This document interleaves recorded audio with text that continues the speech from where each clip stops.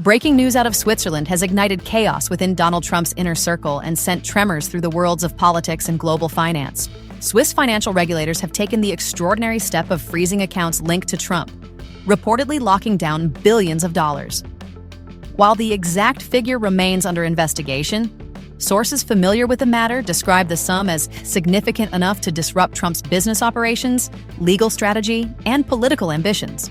But what truly transformed this story from a financial dispute into a political earthquake was an unexpected intervention from one of the most respected figures in global finance. Warren Buffett, who has long avoided public commentary on Donald Trump, issued a statement through Berkshire Hathaway that instantly changed the conversation. His words cut through partisan noise and raised serious questions about what may lie beneath Trump's carefully cultivated image as a self-made billionaire. This is not simply a story about frozen money sitting in Swiss vaults. It is a story about credibility, transparency, and whether a former U.S. president can operate beyond the reach of international financial law. It is also a moment that may reshape how voters, donors, and global institutions view American political power. For years, Donald Trump has presented himself as a financial juggernaut. From the moment he entered politics in 2015, Trump emphasized his wealth as proof of independence. He repeatedly claimed a net worth ranging from $10 to $15 billion, depending on the occasion. This claim became central to his political brand, a billionaire outsider immune to influence, corruption, or donor pressure. But that image has always existed alongside persistent questions. Journalists, regulators, and financial experts have long struggled to reconcile Trump's claims with available documentation. Lawsuits, bankruptcies, and opaque accounting practices fueled skepticism, yet definitive answers remained elusive until now. According to reports, Swiss banks began flagging unusual transactions tied to Trump-linked entities earlier this year. These alerts triggered mandatory compliance reviews under Switzerland's strict anti-money laundering laws. What began as routine scrutiny soon escalated into a broader investigation involving Swiss financial authorities and coordination with the U.S. Treasury. This escalation matters because Switzerland does not take such actions casually. Its banking system is famously conservative, built on discretion, legal rigor, and a reluctance to interfere unless absolutely necessary. When Swiss regulators freeze accounts, it is typically because they believe there is a substantial risk of legal violations or unverified sources of funds. As the investigation progressed, Swiss authorities reportedly requested detailed documentation tracing the origins of funds going back to 2016. That time frame immediately raised red flags. It overlaps with Trump's presidential campaign, his transition into office, and a period when international scrutiny of political finances intensified worldwide. Trump's response was swift and confrontational. Rather than provide the requested documentation, Trump's legal team challenged Swiss jurisdiction and argued that certain financial records were protected by attorney-client privilege. Publicly, Trump framed the investigation as politically motivated interference, describing it as another witch hunt, this time orchestrated by foreign elites. He took his grievances directly to social media, attacking the Swiss banking system and even suggesting retaliatory measures. These statements played well with his most loyal supporters, who view Trump as a fighter standing up to global institutions. But within Republican leadership circles, alarm bells began ringing. Donors and party officials quietly asked questions they had long avoided. If Trump's wealth was as vast and liquid as claimed, why was this freeze so destabilizing? Why did Swiss authorities feel confident enough to take such an unprecedented step? And what else might emerge if the investigation continued? This pattern was familiar to those who have followed Trump's career closely. Time and again, individuals and institutions that once served Trump loyally found themselves publicly attacked once they complied with investigators or legal authorities. Longtime allies were embraced until they followed the law. Michael Cohen, Trump's personal lawyer for over a decade, was fiercely defended until he cooperated with federal investigators. Alan Weisselberg, the Trump Organization's longtime CFO, was supported until legal exposure became unavoidable. Paul Manafort, Trump's 2016 campaign chairman, was quickly disavowed once offshore accounts surfaced. Now, Swiss banks appeared to be experiencing the same treatment. But unlike former employees or political operatives, Swiss regulators are bound by international law, not political loyalty. That distinction made Trump's attacks increasingly risky, not just politically, but diplomatically. As the freeze dragged into its second month, tangible consequences emerged. Reports suggested campaign fundraising slowed.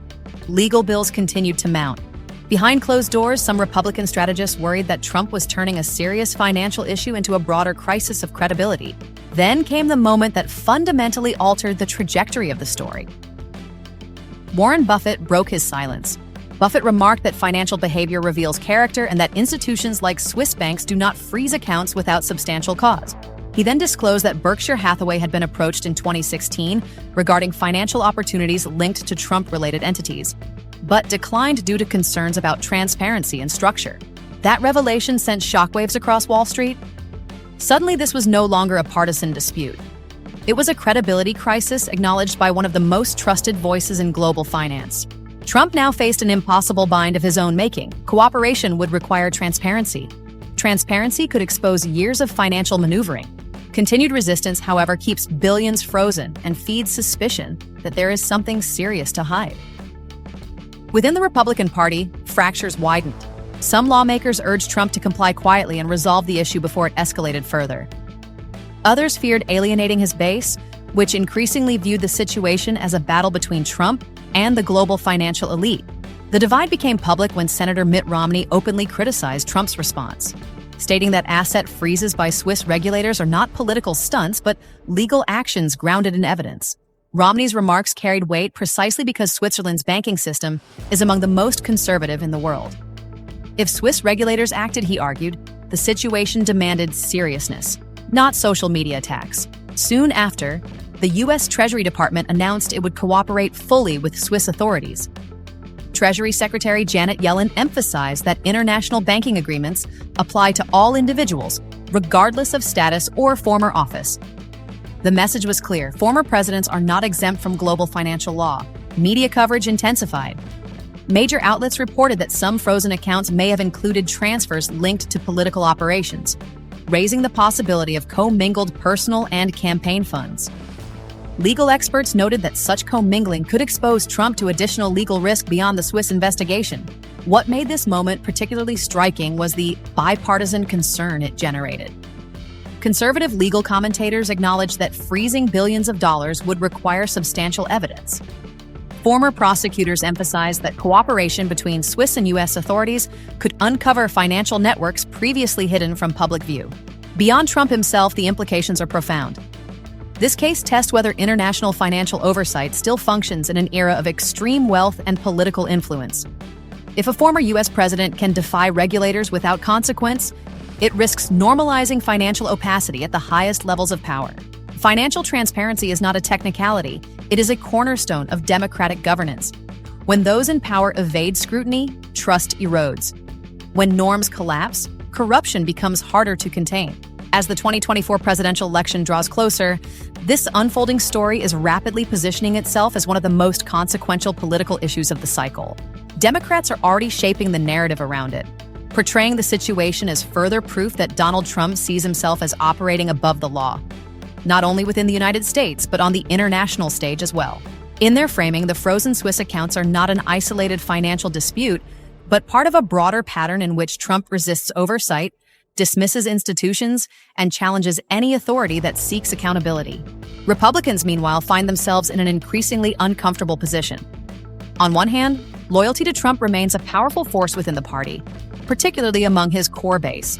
On the other hand, defending or downplaying actions that raise serious concerns about financial transparency risks undermining long-standing Republican principles such as respect for the rule of law, fiscal responsibility, and institutional integrity.